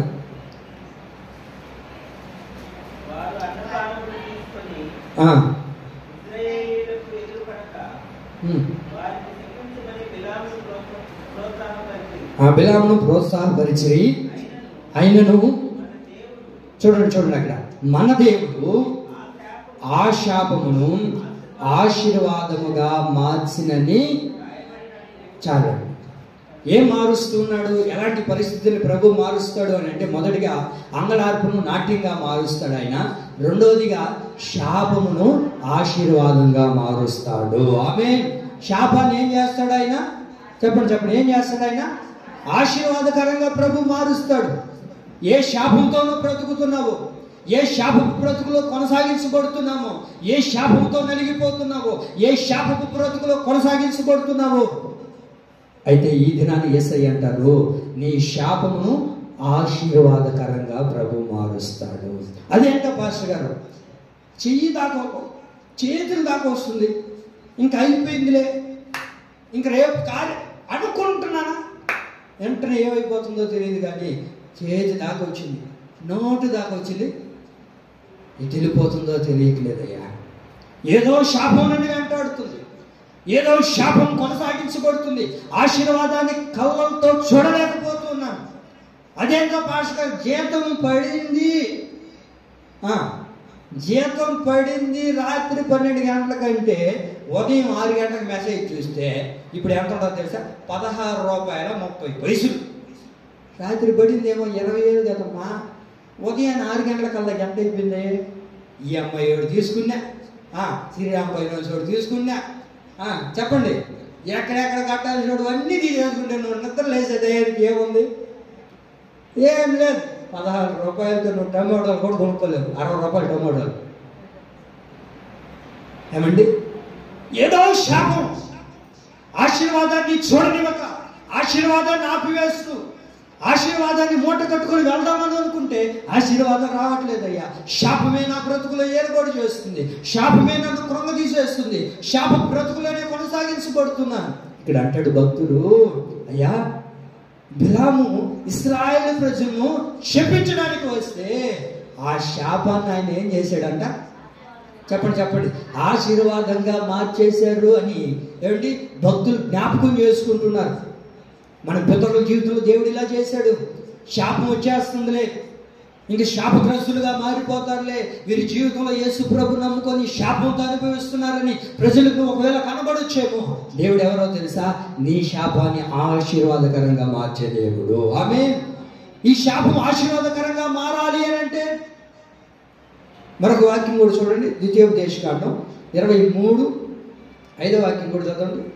ఇక్కడ కూడా అదే మాట రాయబడుతుంది, దానికి అనుసంధానంగా చూడండి.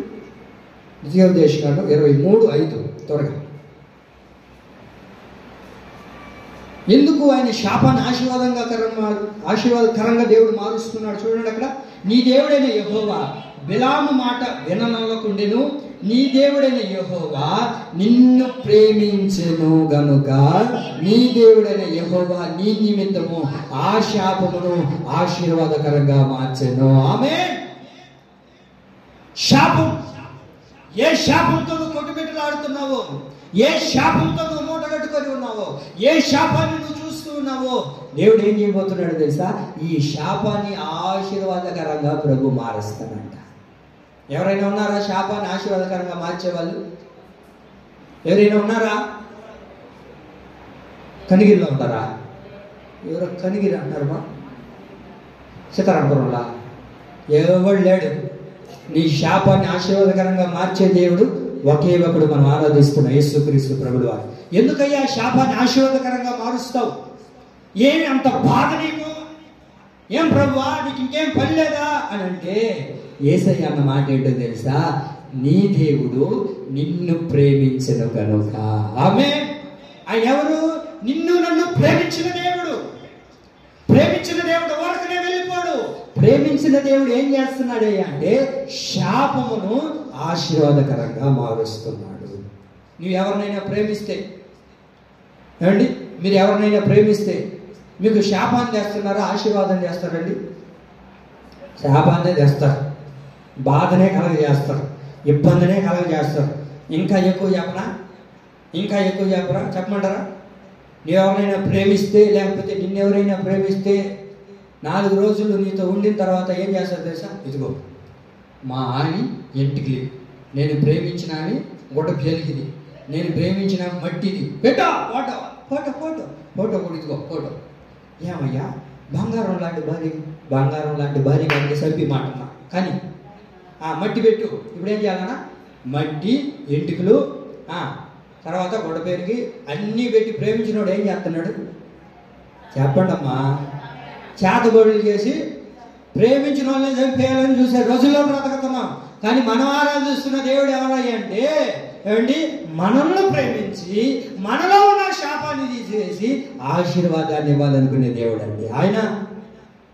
మరి అలాంటి గొప్ప దేవుడు ఏ రోజైనా ప్రేమించుంటావా?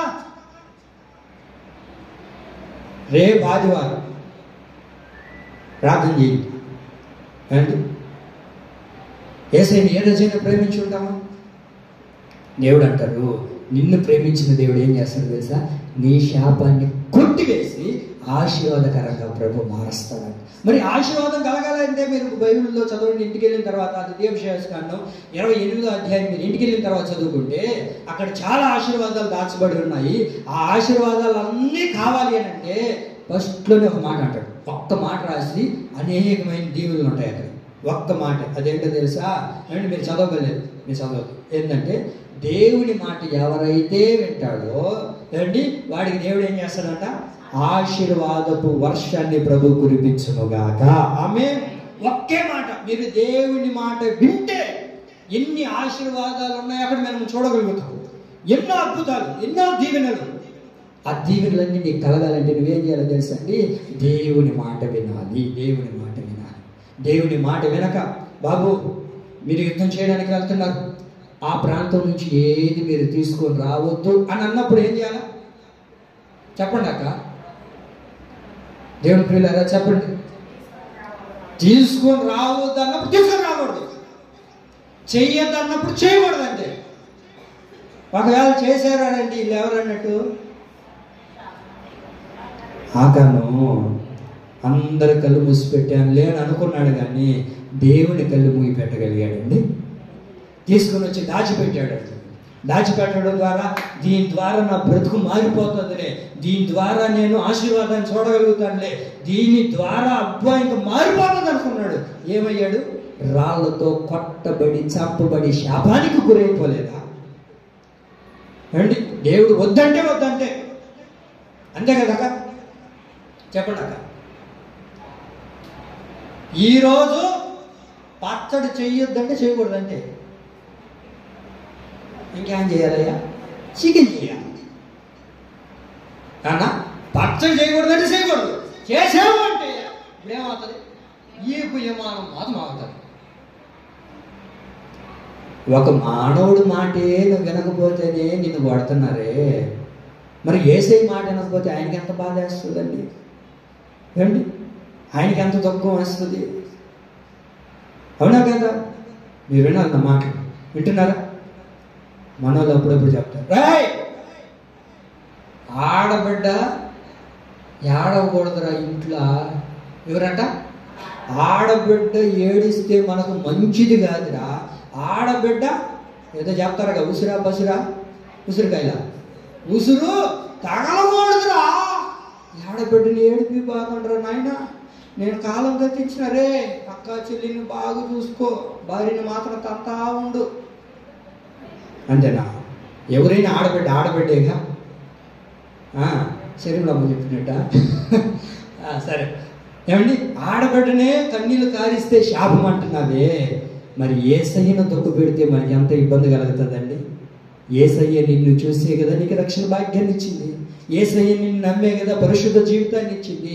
యేసయ్య నిన్ను నమ్మే కదా ఆయన రక్తాన్ని చిందించింది. యేసయ్య నీ మీద నమ్మకం ఉంచే కదా సిలువలో బలియాగంగా మార్చబడింది. మరి అంతటి శ్రమకు గురైన దేవుడు, అంతటికి బాధకు గురైన దేవుని మనం బాధ పెడితే మనకు అది క్షేమమేనా చెప్పండి? అండి, అది మనకి నెమ్మదిని కలగజేస్తుందా? ఒక ఆడబిడ్డను ఏడిపిస్తేనే ఏంటంట మంచిది కాదంటున్నావే. మరి యేసయ్యను దుఃఖ పెడితే, యేసయ్యను బాధ పెడితే మన కుటుంబాలు బాగుంటాయండి. కానీ మన దేవుడు ఎవరో తెలుసా?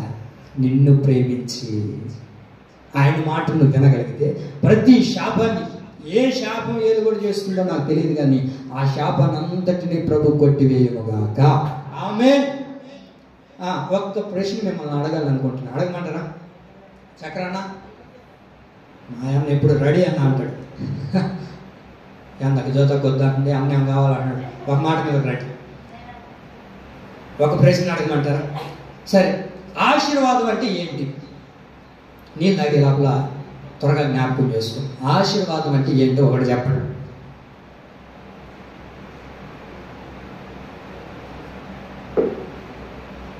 కానీ టైం అయిపోతుంది. కొంతమంది ఊరు చూస్తున్నారు నన్ను. వాళ్ళు ఆయన ఎంతసేపు తీసుకుంటాడు, ఈయనేమో వదలట్లేదు, యాత్ర స్వామి ఏమనుకోవాలి. కానీ నన్ను చెప్పండి, పోదాం. ఏంటది ఆశీర్వాదం అంటే ఏంటి? చెప్పండి. సరే, మీరు చెప్పాలనుకుంటున్నారు కానీ భయపడుతున్నాను. నాకు తెలుసండి మీ గురించి, నా బిడ్డల గురించి నాకు తెలియకుండా ఉంటుందా? మా సుశీలమ్మ కూడా నోట్లోకి వచ్చిందని చెప్తే భయం ఆమెకి కొంచెం, అంతే. ఆయన ఎక్కడైనా ఉంటుందేమో కానీ బదాయిస్తా, మందిరంలో మాత్రం నా బిడ్డ ఉండదండి. నా యేసయ్య బిడ్డను దీవించింది కాక. సరే చూడండి, అపోస్తలుల కార్యములు 3వ అధ్యాయం 6వ వాక్యం. ఆశీర్వాదం అంటే ఏంటి? సరైన అర్థం అక్కడ మనకు దొరుకుతుంది. ఆశీర్వాదం అంటే ఏదేదో అనుకున్నాం ఇన్ని దినాలు. ఆశీర్వాదం అంటే ఏంటో మనం అక్కడ చూడగలుగుతాం. అపోస్తలుల కార్యములు 3వ అధ్యాయము 26వ వాక్యం చూడండి. అసలు ఆశీర్వాదం అంటే ఏంటి? మీలో ప్రతి వారిని వాడి దుష్టత్వం నుండి మళ్లించుట వలన మిమ్మును ఆశీర్వదించుటకు ఆయన మొదట మీ యొద్దకు పంపబడెను. ఆమేన్. ఆశీర్వాదం అంటే అర్థం ఏంటి అంటే, ఆశీర్వాదం ఎట్లాగయ్యా అంటే, ఆశీర్వాదం ఎప్పుడు అని అంటే, ఆశీర్వాదానికి సరైన అర్థం ఏంటో తెలుసా? దుష్టత్వం నుంచి మళ్లించుకోవడమే ఆశీర్వాదం అంటే. కొట్టండి సభలు గట్టిగా, కొడదాం కాదు, కొట్టేలేదు, గట్టి కొట్టండి. ఆ శాపాన్నంతా నా దేవుడు కొట్టివేయదు కాక. ఆమేన్. ఆశీర్వాదం అంటే ఏంటి? దుష్టత్వం నుంచి మళ్లించబడాలి. కోట్ల రూపాయలు ఇంట్లో ఉన్నాయి ఏంటి, పాపం ఏలుబడి చేస్తుంటే ఇప్పుడు ఏంటి అది ఆశీర్వాదమా? 1000 రూపాయలు ఇంట్లో పెట్టుకొని ఉండవు, ఎప్పుడు చూసినా రోగాలకి నిలయం అయిపోయింది. ఏమండి, ఎప్పుడు చూసినా దగ్గత, తుమ్మత, ఇంకా చెప్పండి నడుము నొప్పులు, కాలు నొప్పులు, మా కాలు నొప్పి, ఇంకా తలకాయ నొప్పి, ఇంకన్నీ ఆల్రౌండ్. ఆ బాడీ మందు అంట. ఎన్ని రూపాయలు ఉన్న దుష్టత్వం నుంచి మళ్లించబడకపోతే ఆశీర్వాదం ఎలాగండి? ఆశీర్వాదం అంటే ఏంటో తెలుసా? వాక్యంలో రాయబడిన మాట దుష్టత్వం నుంచి మళ్లించబడుట. పాపము నుంచి మళ్లించబడాలి, పాపముల నుంచి బయటికి రావాలి. శాపముల నుంచి బయటకు వచ్చిన వాడు ఆశీర్వాదానికి కారణభూతుడుగా మార్చబడతాడు. ఏ దుష్టత్వం నీలో ఏలుబడి చేస్తుందో, ఏ పాపం నీలో ఏలుబడి చేస్తుందో, ఏ శాపానికి మనం గురైపోయామో దేవుడు ఈ ఆదివారం అంటాడు, ఏంటి, దుష్టత్వం నుంచి శాపము నుంచి దేవుడు మళ్ళించి మనకేం చేయబోతున్నాడు తెలుసా? ఆశీర్వాదాన్ని ఇవ్వబోతూ ఉన్నాడండి. ఆశీర్వాదం అంటే ఏంటి? దుష్టత్వం నుంచి మళ్ళించబడి ఏమండి దేవుళ్ళలోనికి రావడమే, రక్షించబడమే, పరిశుద్ధంగా బ్రతకడమే ఆశీర్వాదం అంటే. ఏమాక అన్న రాలేదు, ఆయన ఆడగలుగుతున్నాడో నిద్ర లేచి నా మాట వింటాడా, నా దగ్గరకు వస్తాడా, నాతో ఉంటాడా, నాతో మాట్లాడతాడా, ఏ ఊర్లో ఉన్నాడో, ఏ ఆఫీస్ కాడ ఉన్నాడో, ఏ సీటు కింద ఉన్నాడు. ఒకవేళ ఆ వ్యక్తి దుష్టత్వం నుంచి మళ్ళించబడి ఇక్కడికి వస్తే ఇది కాదంటారు ఆశీర్వాదం. ఏమండి అదే కదా ఆశీర్వాదం, అదే కదా మనం కోరుకునేది. అందుకే దేవుడు అంటారు దుష్టత్వం నుంచి మళ్ళించుటే ఆశీర్వాదం. బైబిల్లో నేను ఒక వ్యక్తిని చూశానండి. ఆ వ్యక్తి గురించి నేను మీకు చెప్పి ముగిస్తాను. ఏంటయ్యా అంటే దుష్టత్వంలో బ్రతుకుతూ ఉన్నాడు. ఎక్కడ బ్రతుకుతున్నాడు? దుష్టత్వంలో, పాపములో, శాపములో, ఏమండి అలాంటి ఇబ్బంది కొలిమిలో బ్రతుకుతున్నాడు. కానీ తాను మాత్రం ఏమనుకుంటున్నాడంటే నాకు మించిన ధనవంతుడు లేడు, నాకు మించిన ధనవంతుడు లేడు, నాకు మించిన వైభవం కలిగిన వాడు లేడు అనుకొని బ్రతుకుతూ ఉన్నాడు. దేవుని మాట వెనుక ఏమండి దేవుని దొక్కిరిస్తూ తనకి ఇష్టానుసారంగా బ్రతుకుతూ అందరూ 3 రూపాయల వడ్డీ తీసుకుంటే అయ్యగారు మాత్రం 10 రూపాయల వడ్డీ, వడ్డీ మీద వడ్డీ, చక్ర వడ్డీ, చక్ర వడ్డీ తర్వాత భూచక్ర వడ్డీ. అంతేనా? ఇప్పుడు సంవత్సరం రోజులు పెట్టుకుంటామండి. పెట్టుకున్న తర్వాత మళ్ళీ ఏం చేస్తారు? కట్టకపోతే, వడ్డీ కట్టకపోతే మళ్ళీ దీన్ని అంతటినీ కలిపి ఇప్పుడు మళ్ళీ కొత్త సీటీ రాసి మళ్ళీ వేస్తారు. అంతకంత, అంతేనా? అంతకే అంత అయిపోయినట్లు అట్లా చేస్తున్నాడు అయ్యగారు. అయితే ఒకరోజు నా యేసయ్య రాని వచ్చాడండి ఆ ఊరికి. అందరూ చెప్పుకుంటున్నారు యేసయ్య వస్తున్నాడు, యేసయ్య వస్తున్నాడు అని. అందరూ చూడాలని ఆశపడ్డారు. అందులో ఒక వ్యక్తి అనుకున్నాడండి, నేను కూడా ఈరోజు యేసయ్యను చూడాలి, నేను కూడా యేసయ్యను చూడాలి. ఆయన గుణగణాలు ఏంటి, ఆయన లక్షణాలు ఏంటి, ఆయన స్వభావం ఏంటి, ఆయన అందం ఏంటి, ఆయన చందం ఏంటి, ఆయన మాట ఎలా ఉంటుందో ఇవన్నిటిని వాళ్ళు వీళ్ళు చెప్తుంటే కాదు, స్వయాన నా చెవులతో వినాలి, నా కనులారా చూడాలని ఆశపడ్డాడు. పరుగును వచ్చాడు, అందరినీ చూశాడు, ఎక్కడ కూడా స్థలం దొరకలేదండి. ఇప్పుడు ఏం చేశాడు తెలుసా? మేడు చెట్టు ఎక్కాడంట. ఎవరయ్యా అయినా? ఎవరైనా? జక్కయ్య. ఎవరి జక్కయ్య? ఎవరి జక్కయ్య? చూసారా? మీరందరూ ఇప్పుడు ఏం చెప్పారు? పొట్టి జక్కయ్య అన్నారు. వాళ్ళు లోపాలు చూపిస్తున్నారే కానీ జక్కయ్య అని చెప్పగలుగుతామా?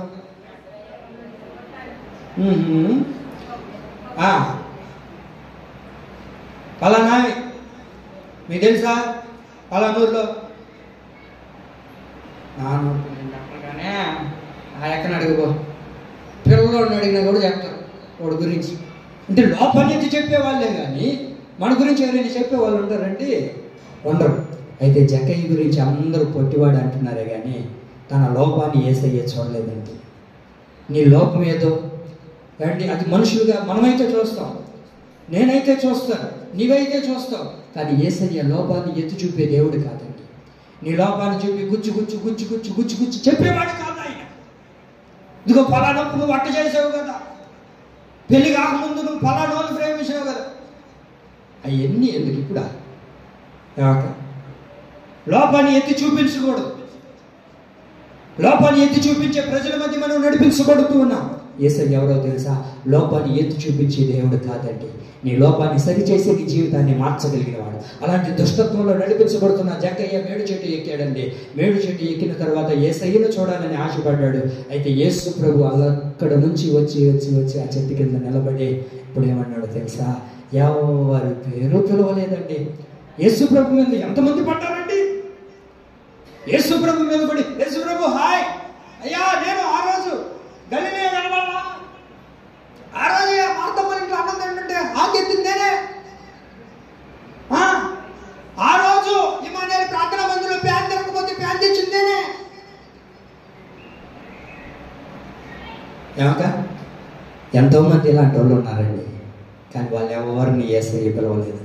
ఎవరిని పిలిచారో తెలుసా? మేడు చెట్టు మీద ఎక్కున్న జక్కయ్యని పిలిచాడండి. జక్కయ్యని పిలిచి, జక్కయ్య త్వరగా దిగిరాయ్యా, త్వరగా దిగిరా.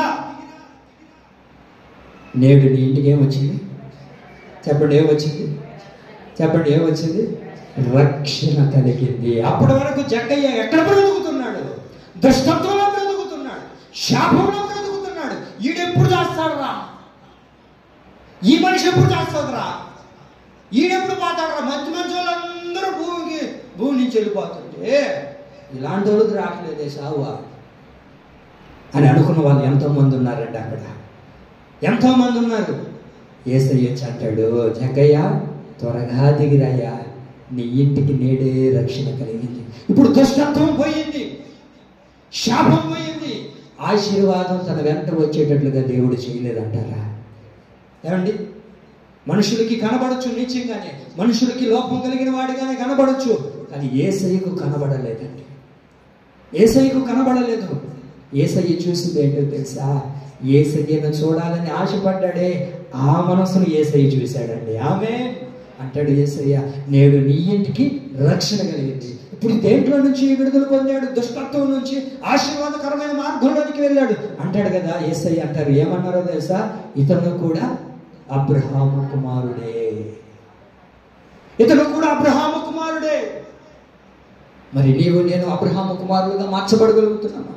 శాపంలో నుంచి, రోత బ్రతుకులో నుంచి, ఇబ్బంది కులిలో నుంచి ఆశీర్వాదకరమైన త్రోవలో నడిపించబడగలుగుతున్నామా? దుష్టత్వాన్ని విడిపించగలుగుతున్నామా? దుష్టత్వంలో నుంచి బయటికి రాగలుగుతూ ఉన్నామా?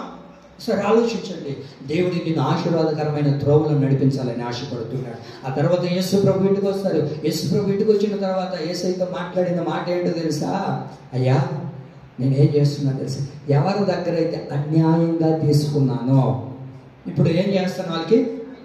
వాళ్ళందరికీ ఎన్నింతలుగా ఇస్తానన్నాడు? 4 అంతలుగా వాళ్ళకి తిరిగి ఇచ్చేస్తామన్నాడే. 4 అంతలుగా ఇవ్వడానికి కారణం ఏంటి? ఒక్కసారి కదా తీసుకున్నాడు. ఏమండి? ఒక్కింతగానే ఇవ్వాలి కదా. ఇప్పుడు 1000 రూపాయలు తీసుకుంటే 1000 రూపాయలుగానే ఇవ్వాలి. ఇప్పుడు 1000 రూపాయలు ఏమైంది? 4000 రూపాయలుగా మార్చబడడానికి కారణం ఏంటో తెలుసా? బైబిల్లో మనం చూడగలుగుతాం. ఆది కాండంలో అబ్రహాము చేసిన ఒక అతిక్రమం ఉంది. ఇశ్రాయేలు ప్రజలు బానిసలుగా మార్చబడడానికి అబ్రహాము కారకుడయ్యాడు. అబ్రహామును దేవుడు బలియాగంగా చేయమంటే, బలిని అర్పించమంటే, బలిని అర్పించిన వాడు ఊరకనే ఉండాలి, దేవుడి కొరకు ఎదురు చూడాలి. ఏమండి? అగ్ని దిగి రావాలని ప్రార్థన చేయాలి. ప్రార్థన చేయకపోగా నిద్రపోయాడు. నిద్రపోవడం ద్వారా దహన బలి అర్పించే ఆ అర్పణ ఏమైందో మనం చూడగలుగుతున్నాం. ఆకాశ పక్షులు వచ్చి ఆ దహన బలిని చెల్లాచెదరు చేస్తే దేవుడు దిగి వచ్చి అంటాడు, అబ్రహాము, నీవు చేసిన అతిక్రమం బట్టి 4 తరాలు తర్వాత నీ బిడ్డలు, నీ వారసత్వం, నీ వంశపు వారు ఇప్పుడు ఎక్కడికి వెళ్తారు? బానిసలుగా మార్చబడతారు. ఎన్ని తర్వాత అంటే ఏమని అర్థం? శాపము 4 తరాలుగా ముడిచింది. మన శాపం మన బిడ్డలతోనే మన వారికి ఆగిపోవాలి. అది మన బిడ్డల మీదకి వెళ్ళిపోయేవారిగా మనం ఉండకూడదండి. అందుకనే అయ్యగారు అంటారు, అయ్యా, నేను ఒకరి దగ్గర అన్యాయంగా తీసుకున్నాను, ఇప్పుడు దాన్ని తిరిగి ఎంతగా ఇవ్వబోతున్నాను? వాళ్ళకి 4 ఇంతలుగా ఇవ్వబోతున్నాను. దేవుడు నిన్ను దుష్టత్వం నుంచి మళ్ళించి దేవుని కొరకు బ్రతికేటట్లుగా ఎన్నో తరతరాల నుంచి వస్తున్న శాపం, ఎన్నో తరతరాలుగా వెంబడిస్తున్న శాపం, అది ఏ శాపమో తెలియదు కానీ ఆ శాపాలన్నింటినీ ప్రభు తప్పించి తీసివేసి ఆశీర్వాదకరమైన త్రోవలో నా యేసయ్య నడిపించునుగాక. ఆమె ఈయన ఎవరో తెలుసా? కాలాలు, సమయాలు చెప్పండి మార్చగలిగిన దేవుడు. ఎవరైనా కాలాలు, సమయాలు మార్చగలిగిన దేవుడు. మన జీవితంలో మన పరిస్థితులు ఏం మారుస్తున్నాయి అంటే, మొదటిగా చెప్పండి, అంగలార్పును నాట్యంగా మారుస్తాడు. రెండోదిగా శాపమును ఆశీర్వాదకరంగా మారుస్తాడు. ఇలాంటి ప్రేమ మార్పులు నా యేసయ్య మనందరి కుటుంబాల్లో, మన సంఘంలో, అనేక సంఘాల్లో నా యేసయ్య జరిగించి నడిపించి సహాయం చేయనుగాక. ఆమేన్. ఈ కొద్ది మాటలు నా యేసయ్య మీ వినికిడిలో స్థిరపరచునుగాక. ఆమేన్.